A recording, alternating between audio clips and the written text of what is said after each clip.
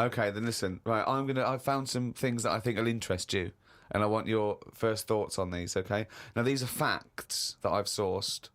Okay. What's the actual topic? Well, you love animals, don't you? You're interested in animal Some facts. of them.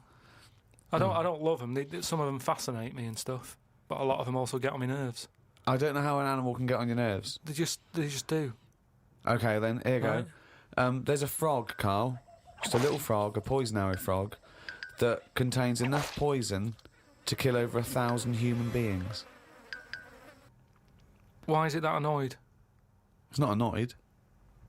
Well, why is it going about killing 1,000 people? No, it has the potential to. It has enough poison, it has enough toxin in it that could kill 1,000 human beings.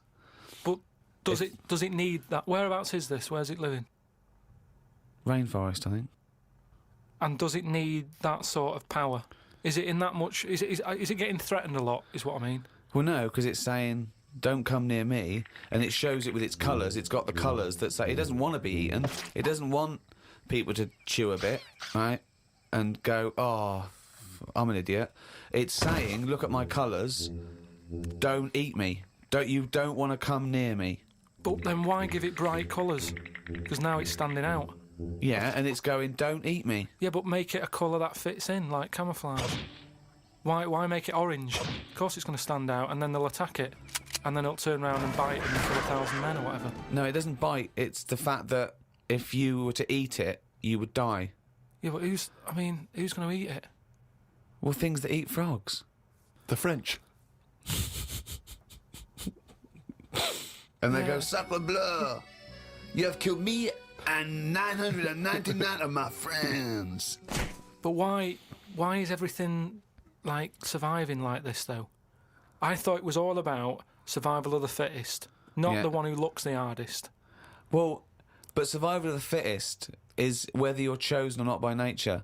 No, but I'd survive if I could go about killing 1,000 men at one bite. It's not fair. It doesn't bite. It's well, whatever, if it licks you or whatever. But no, not if it licks you. If you lick it. Well, I'm not going to lick it. It's not going to happen. I will not be licking a frog. So it's of no danger to me. So I could still kill it, and there's no chance, at no point am I going to lick a little frog's head. Not when it's alive or when it's dead. I love the fact it's all about you. It's all about how it relates to you. And he's annoyed that they're getting away with something. He doesn't like any sly animals. He doesn't like animals hiding. He only wants them hide. He doesn't want animals killing things. Then he wants them to kill things. He doesn't know what he wants. When they say survival of the fittest, they don't mean that, say, lions have been working out in a gym. It means the fittest gene pool, and the fittest gene pool is a gene pool that's still around.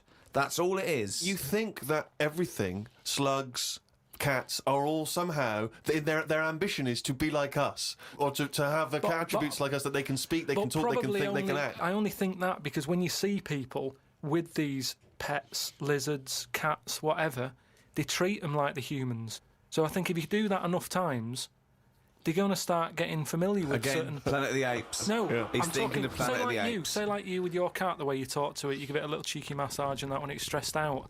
No, you made that up that it was stressed out. I'm just playing with my cat, right? If anything, the cat is to de-stress me. So you're talking to your cat, Rick. Is it answering back much? How are the conversations going with your cat? Well, I have more intelligent conversations with my cat than I do with him. Yeah, here's one, right? When my gran died, right, she had this rubbish dog, right, and that's all we got left.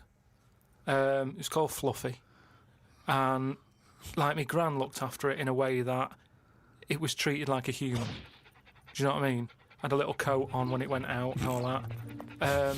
Anyway, so she died. We get left it. My dad's like, oh, bloody hell, right? Before you know it, it was a wreck. Because we weren't sort of bathing it the way she bathed it. We let it out. If it wanted to go out. It got covered in oil. It used to go under the car and everything. So it went from looking like this fluffy, poodle to just being a bit of a wreck. It got hit by a car. It ran sideways like a crab and all that. In the course of how long? A month? Probably about two months or something. Yeah. Now, so it went from being over-treated to just being treated like a dog. Yeah, but a dog isn't, is not a indigenous species anywhere. We sort of bred those from, jackals all and I'm saying wolves. is change it. Take away the dog thing. I mean, that lizard thing you've got, Salamander. it's still sort of treated as part of the family, even though it Well, does it's not. nothing. How is it treated as part of the family? Just the way, it's looked after, that big area that it's got to itself. We stick it in a case and feed it a cricket now and again. How is that like one of the family? It doesn't matter because it's in your flat. It is in Karl's family. It's in your flat, innit? And it's sat in that corner. I just mean, as time goes on, things get educated as they get older. How old's that lizard? You don't. How old is it? About 15 years old. Right. Now, it knows more now than it did when you got it because it's been in those surroundings. It's had its eye on things. It's 15, so presumably it listens to a lot of Linkin Park, goes on the internet a lot. No, but do you know what I mean? You've already proved your point. It's like that fella who kept hitting the dog on the head with a stick. Right. Pavlov, at no point did he hit a dog on the head with a stick. But he kept doing it, and eventually the dog went, I'm sick of this, and wandered off, didn't it? Pavlov there. Brilliant. Do you know what I'd like to do? A programme where you you paraphrase someone's theory. So Pavlov's first. We could do Freud. Give us, what do you know about Sigmund Freud, the father of psychoanalysis? Right, come on in. I don't know anything on him. Here's an interesting fact. If the frog annoyed you, this might annoy you. A blind chameleon will still change colour to match its surroundings. You're aware that the chameleon can... Yeah, whatever it sits on. Yeah. But then what happens when you put one of them on a mirror? No, does it get stressed out, or what? What's it copying? Well, it probably doesn't need to copy anything because it looks at itself and it goes, oh, look, looks like that. It's brilliant. God, that was fast. That's the fastest I've ever done that. That is brilliant. So they can go any colour, there's nothing, you can put them on anything and they'll go to the thing. I don't want you to have a chameleon because you'd just be trying to see what it could and couldn't Try and do. catch it out. I know, yeah. Pop it on some tartan. But again, say like the frog thing, right? Pop it on the telly. Yeah. Couldn't do it fast enough. Why does the chameleon need that skill of copying a colour? Because at the end of the day, that's mainly sticking in the woods, isn't it? By trees, by grass. Right. Why can't it just stay green? That's all it needs. Those colour changes are only for camouflage, aren't they? I don't know. Some of them are for attraction. Some of them to show moods, anger. No, but I just think we're encouraging them. You see, maybe this is evolution or whatever, but at the end of the day, because they can change colour, they're wandering out of their area. They can be wandering about, through a car park and everything, just because they'll go, well, I don't want to get seen, change the colour of concrete.